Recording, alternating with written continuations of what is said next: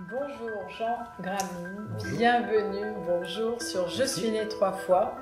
J'ai travaillé une partie de ma vie hospitalière en gynécologie et à une soirée, je sais plus, il y avait des gynécologues, il y avait d'autres professions et puis à un moment je dis à quel point c'était intéressant d'échanger avec les gynécologues sur la question de l'intimité où tu vas vraiment dans le cœur de l'intimité. Et il y avait un dentiste ce soir-là et qui nous dit mais vous vous rendez pas compte, quand les personnes ouvrent la bouche, alors d'abord, il nous a dit qu'il s'était fait mordre plusieurs fois.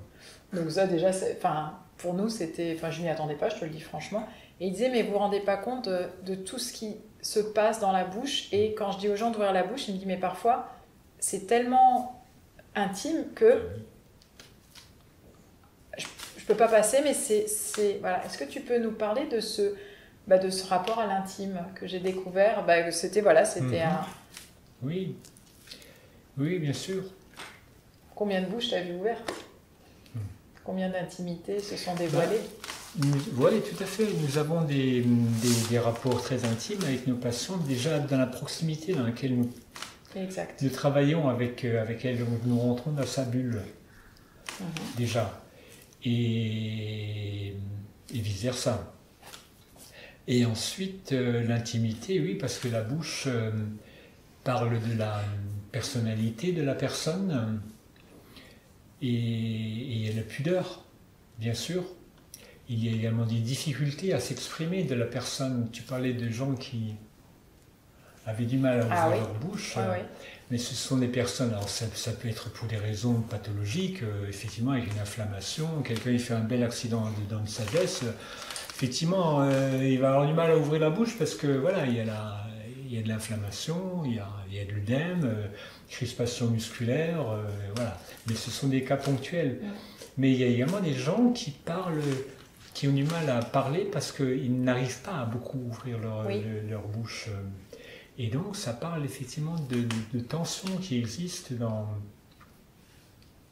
dans son visage également, également de sa relation, ses difficultés de relation par rapport au monde extérieur, parce que c'est également le lieu d'échange entre l'intérieur et l'extérieur. C'est le lieu de, je ne dirais pas respiration, mais il y a quand même bien sûr un passage, puisque nous parlait déjà précédemment de la respiration nasale, l'importance de la respiration nasale, mais c'est un lieu d'échange, la bouche à tout point de vue, et c'est également le lieu par lequel, la qualité par laquelle nous recevons le monde extérieur. Et oui... Je pense aussi à toutes ces personnes où il a été dit, je dirais pas voilà, mais ta bouche, enfin ferme ta bouche ou tais-toi. Oui, bien sûr. Il y a toutes ces injonctions au niveau du dedans, enfin, de l'ouverture ou de la fermeture. Mais je pense aussi à des gens, je pense à une dame qui avait mal aux dents et je lui dis mais vous avez pris rendez-vous chez le dentiste? Bon, je lui ai dit ça, mais pour moi ça me paraissait, enfin voilà.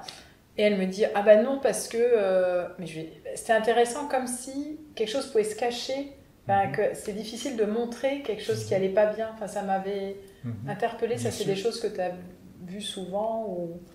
Après oui bien sûr. Alors nous parlions de l'intimité, nous parlions effectivement de ce que l'enfant a entendu par rapport à tais-toi. Si on a dit toute sa vie d'enfant, tais-toi, prends les choses comme elles sont et puis tais-toi. Ferme ta bouche, quoi. Il aura du mal. Il aura du mal parce qu'il a été empêché dans son épanouissement. Ensuite, effectivement, on parlait de personnalité, on parlait de peur. Non, nous ne parlons pas de peur, mais personnalité, c'est également c'est les peurs qui ont été projetées sur l'enfant, parce que l'enfant n'a pas peur. L'enfant n'a pas peur, l'enfant, l'idéal, c'est de voir... C'est important, effectivement, je te remercie. L'idéal, c'est de voir un enfant, pour un dentiste, mais également pour l'enfant, de voir un enfant quelque part entre 2 ans et demi, 3 ans. Mais disons, on va dire 3 ans... Là, j'aurais pas cru, aussitôt.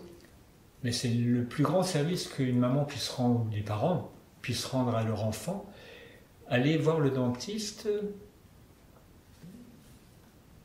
pour que l'enfant ait conscience qu'il a une bouche, qu'on peut lui poser des instruments dans une bouche, qu'il peut montrer sa bouche en toute sérénité. Ouais. En toute sérénité.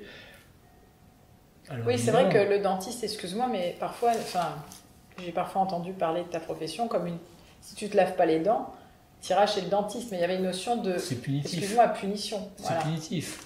Alors qu'en fait, l'enfant, quand je dis l'enfant n'a pas de problème avec le dentiste. Ce sont les parents qui projettent leur expérience ou leur peur, tout simplement, sur l'enfant. Ouais, et l'enfant, par exemple, l'exemple type, c'est l'enfant, quand il voit ses parents se brosser les dents, il a envie de se brosser les dents. Ben oui. C'est très important de lui donner une brosse à dents, de le laisser imiter ses parents, parce que nous apprenons tellement de choses par mimétisme, pourquoi pas ça? Et ensuite, papa ou maman, bah écoute, tu vois les dents du fond, derrière, je vais te donner un coup de main, et puis, parce que lui, il est visu, il pourra, bien sûr. Mais l'enfant à 3 ans, une dent a besoin d'être nettoyée. Donc il y a déjà une conscience pour les parents, une conscience pour l'enfant, une intégration, pas dans le mental, bien sûr, mais comme quoi c'est quelque chose de naturel. On se lave les mains, pourquoi on ne se laverait pas les dents? C'est utile de se laver les mains, parce que, voilà... les dents, c'est pareil, c'est un outil qu'on utilise, et donc on le nettoie avec une brosse à dents. Et c'est pour ça également qu'on va voir, tu as grandi, tu as les dents qui viennent, alors les dents viennent plus ou moins facilement chez un enfant, voilà, ce sont également des étapes à passer dans la croissance de ce petit être, et voilà, ce sont des épreuves également. C'est vrai que... Il y a quand même beaucoup de parents qui me disent « Oh là là, il fait ses dents ». Ah bah oui. Oui, parfois ça se passe bien, facilement, et d'autres fois non. Ça, il y a des choses, nous parlions hier d'homéopathie et tout, est-ce qu'il y a des choses que tu peux conseiller aux parents par rapport aux poussées dentaires, par rapport à ces moments délicats? Moi je vois des enfants parfois mastiquer, tu sens qu'ils aident vraiment, ils cherchent quelque chose pour venir amollir, Mais oui, voilà, c'est ça, c'est le morceau de pain qu'on va lui donner, c'est également, il y a des... alors je dis joujou, c'est pas des joujoux. Oui, en plastique, je vois très bien. Pour mastiquer, voilà, c'est pour qu'il... Oui, parce qu'il faut qu'elle perce à un moment donné là-dedans également. Ouais. Hein, donc percer, ça veut dire qu'on peut lui donner un coup de main aussi. Ouais. Hein, mais après, il faut être confiant, je crois. Hein, après, tu parlais d'homéopathie.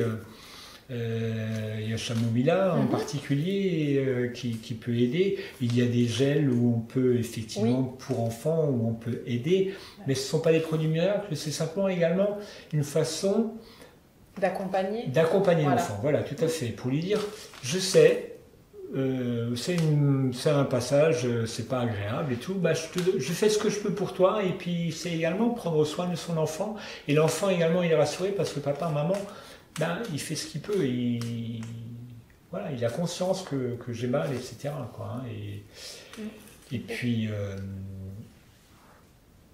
rappelle-moi ta question de départ. C'est vraiment chouette. Je te remercie beaucoup de ta réponse. Tu as répondu amplement. Merci beaucoup. Il y avait quelque chose que je voulais dire encore. Vas-y, c'est quoi? Voilà. Vas-y. Ça reviendra. À très bientôt. Merci Jean. Avec plaisir. Et à bientôt sur Je suis né 3 fois.